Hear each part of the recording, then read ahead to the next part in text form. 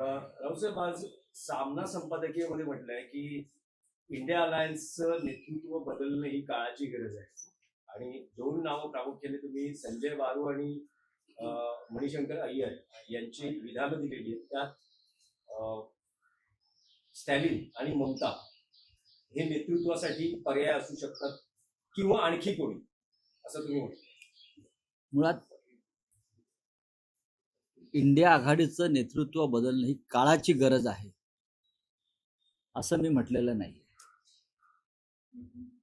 अनेक नेत्यांचा आतला आवाज उफाळून वर आला असं म्हटलं, आणि हे प्रामुख्याने काँग्रेस पक्षातलेच लोक आहेत, अंतरात्मा. आणि त्यात कोण आहेत तर मणिशंकर अय्यर हे एकेकाळचे काँग्रेसचे नेते आहेत, आता इथे काँग्रेस पक्षामध्येच आहेत, केंद्रीय मंत्री आहेत. दुसरे ज्यांनी मनमोहन सिंग यांच्यावरती एक खळबळजनक पुस्तक लिहिलं ते संजय बारू यांनी टेलिग्राफमध्ये आपली भूमिका व्यक्त केलेली आहे. आणि त्यानंतर या विषयावरती एक चर्चा सुरू झाली. 5 राज्यातल्या निवडणुका आहेत, बिहारचे निकाल लागून गेलेले आहेत आणि ते अत्यंत निराशाजनक आहे. अशा वेळेला 5 राज्यातल्या निवडणुका आणि त्यानंतर भविष्यात येणाऱ्या लोकसभा निवडणुका यासाठी इंडिया आघाडी मजबूतीनं पुढे जाणं हे आवश्यक आहे. राहुल गांधींच्या नेतृत्वाखाली लोकसभेमध्ये एक झुंज दिली जाते आणि राहुल गांधींना लोकसभेतूनच बाहेर फेकावं अशी सरकारची भूमिका, इतकं राहुल गांधींची धास्ती या लोकांनी घेतली.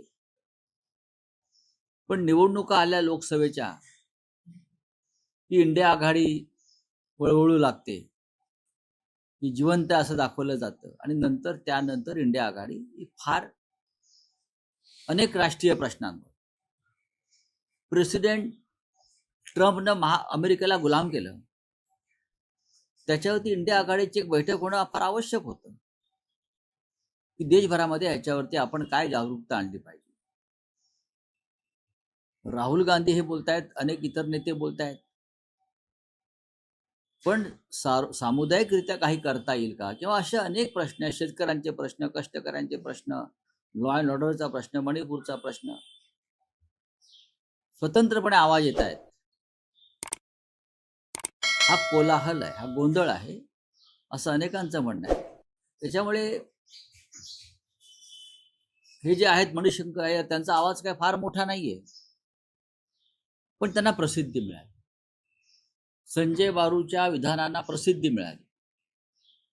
आसाममधले काँग्रेसचे नेते भूपेन ओरा हे सोडून गेले, त्यांची काही विधान आहे. या संदर्भात सामनानं आपलं मत व्यक्त केलेलं आहे. अर्थात इंडिया आघाडी हा सगळ्यांसाठी संवेदनशील विषय आहे. पण रावसाहेब, तुम्ही संपादकीयमध्ये असं म्हटलंय की ते काहीही असलं तरी इंडिया आघाडीच्या नेतृत्व बदलाचा मुद्दा पुन्हा उठलाय ना. तुम्ही असं म्हणतात की लोकसभा निवडणूक झाल्यानंतर इंडिया आघाडीचं नक्की काय झालं हा प्रश्न अनेकांना पडला असला तरी तो प्रश्न काँग्रेसला पडलाय का, हा तितकाच नाजूक. याचं कारण असं आहे की काँग्रेस पक्ष हा इंडिया आघाडीतला सगळ्यात मोठा पक्ष आहे. 100च्या आसपास खासदार त्या एका पक्षाचे आहेत. त्यानंतर तृणमूल काँग्रेस आणि अण्णा द्रमुक पक्ष त्यानंतर येतात. काँग्रेस पक्ष या आघाडीचं नेतृत्व करत आहे असं जर आपण मान्य केलं तर काँग्रेस पक्षाची जबाबदारी देशाचं नेतृत्व करण्याची सगळ्यात मोठी आहे.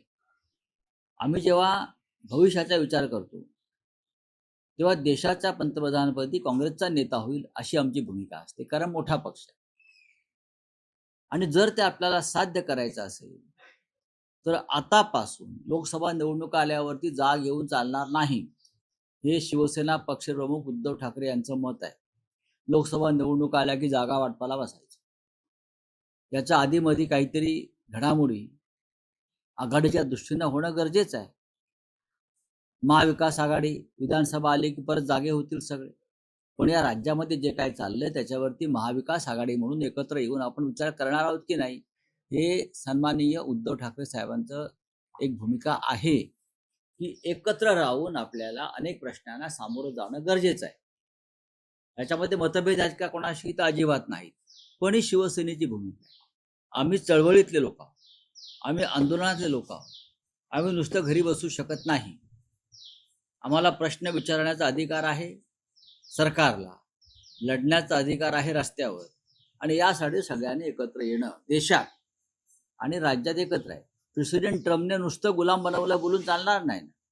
आपल्याला लोकांपर्यंत एकत्रित जावं लागेल. नाही, पण राऊतसाहेब, लोकसभा निवडणुकीला इंडिया अलायन्स ही एकजूट दिसते, पण तुम्ही म्हटले की जेव्हा त्या राज्यात निवडणुका असतात तिथे मात्र हे अलायन्स मधले एकमेकांचे सहकारी एकमेकांच्या विरोधात दुर्दैवाने लढतात. ते आहे पश्चिम आता. बंगालमध्ये तृणमूल विरुद्ध काँग्रेस, केरळमध्ये डावे विरुद्ध काँग्रेस, महाराष्ट्रात महानगरपालिकांमध्ये थातूर मातूर कारणांवरून काँग्रेसनं स्वतंत्र वाट धरली, ज्याचा फायदा भाजपला झाला. मग हे नक्कीच आहे की आम्ही सगळे एकत्र असतो मुंबईमध्ये, महाराष्ट्रामध्ये, तर निकाल नक्कीच वेगळे लागले असते. जे आकडे तुम्हाला दिसत आहेत त्या आकड्यामध्ये बदल झाला असता.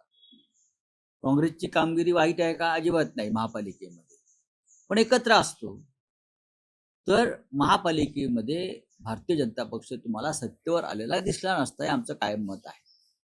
हेच मत राज ठाकरे यांचं सुद्धा होतं आणि हेच मत उद्धव ठाकरे यांचं सुद्धा आहे. बोलिये. सर, आज मुस्लिम आरक्षण रद्द करण्यासाठी 14 साली आघाडी सरकारने निर्णय घेतला होता. मुस्लिम समाजातून तीव्र प्रतिक्रिया. बघा, हा निर्णय घेतला असला तरी त्याच्यावरती येणाऱ्या विधानसभेत चर्चा केली जाईल असं मला वाटतं. इथे माझं मत व्यक्त करून काही उपयोग नाही. रावसाहेब, दौंडमध्ये एका हिंदू मुलीला 2 मुस्लिम तरुणांनी तिच्या आई आणि भावाच्या डोळ्यात मिरची पूड टाकली. नाही, मला माहिती अपहरण लॉ अँड करून ऑर्डरचा विषय. नाही, राऊतसाहेब, आज रोहित पवारांची प्रेस कॉन्फरन्स आहे. रोहित पवारांची प्रेस कॉन्फरन्स आहे.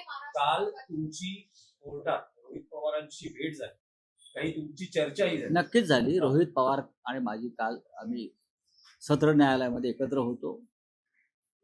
तर म्हणजे आम्ही काल भेटणार होतो, पण तिथे अचानक भेट झाली आणि आम्ही काही विषयावर चर्चा केली. त्यांनी नक्कीच ते अजित पवार यांच्या अपघाताबाबत त्यांचं जे काय काम चालू आहे त्या संदर्भात त्यांनी मला माहिती दिली.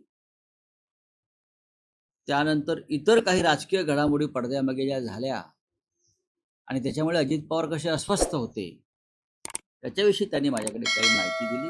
1-2 दिवसामध्ये आम्ही परत त्या संदर्भात चर्चा करणार आहोत. राऊत, एक विषय आहे की स्टँडअप कॉमेडियन कुणाल कामत मुंबईत होते. देखिए, ऐसी कोई बात मैंने कही नहीं. अगर आपने सामना का संपादकीय पढ़ा होगा एडिटोरियल, तो आपको 2-3 दिन से कांग्रेस के कुछ नेता और संजय बारू का एक आर्टिकल आया टेलीग्राफ में, फिर असम में कुछ नेता कांग्रेस के जिस तरह से बोल रहे हैं, बातें कर रहे हैं, उससे राजनीति में एक थोड़ा सा घमासान सा हो गया है. मणिशंकर अय्यर आज शायद नेता नहीं हो गए, कांग्रेस के एक जमाने में थे, लेकिन वोकल है, उनका वॉइस लोग सुनते हैं. ये बातें ऐसी है कि इंडिया आघाड़ी, इंडिया ब्लॉक, ये हमारी भी भूमिका हमेशा रही. इंडिया ब्लॉक जब लोकसभा का चुनाव नजदीक आता है तो इंडिया ब्लॉक का काम शुरू होता है. तब तक इंडिया ब्लॉक है कहाँ, क्या कर रहा है, उस बारे में कोई एक दूसरे से संपर्क नहीं होता. देश में इतनी समस्या है, राष्ट्रीय प्रश्न है. हम सब लोग बोल रहे हैं कि प्रेसिडेंट ट्रम्प ने भारत को गुलाम बना लिया, नरेंद्र मोदी सरेंडर हो गए. ये सरेंडर नरेंद्र मोदी कल मुंबई में आ गए, गेटवे ऑफ इंडिया में एक इवेंट कर दिया फ्रांस के प्रेसिडेंट के साथ. बस उतना ही काम है उनका.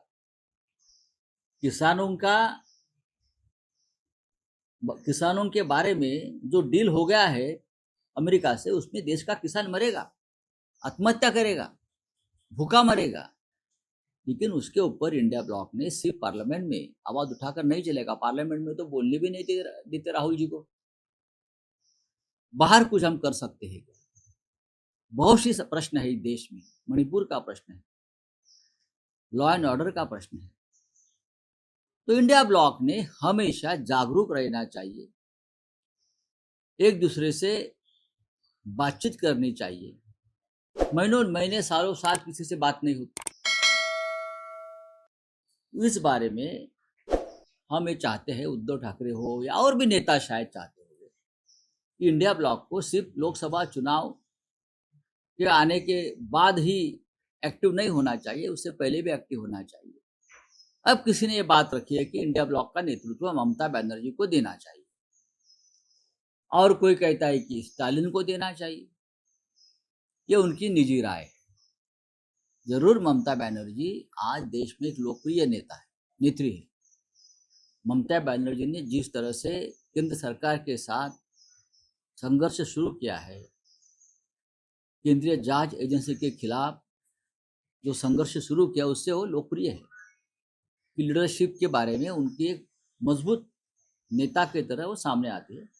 तो सब लोग अपने अपनी बात रखते हैं, लेकिन अगर कोई ये बात रखना चाहते हैं तो इंडिया ब्लॉक की मीटिंग बुलाकर उसमें चर्चा होनी चाहिए, क्या करना है आगे, क्या नहीं करना है।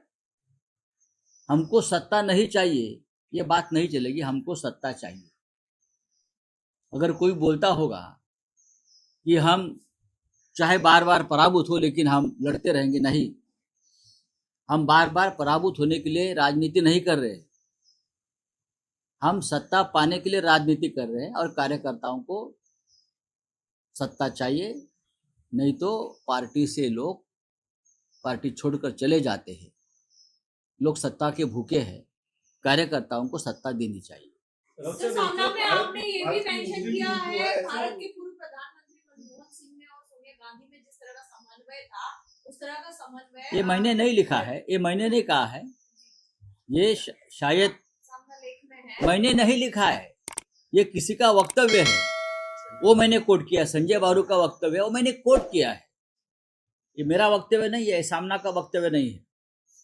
चले एक मराठीत विषय होता. तुम्ही मध्यंतरी विधानसभा अध्यक्षांचा एक व्हिडिओ सर, मोहन भागवत जी का कहना है कि विधानसभा भारत के अध्यक्षांचे मुस्लिम जो है वो हिंदू है, उन्हें घर वापसी करना चाहिए। और दूसरे से आरक्षण 5 से 10 की जगह तो एक 5% आरक्षण। भागवत साहब को बोलो एक मोमेंट शुरू करो घर वापसी की, बात करते और निकल जाते हैं।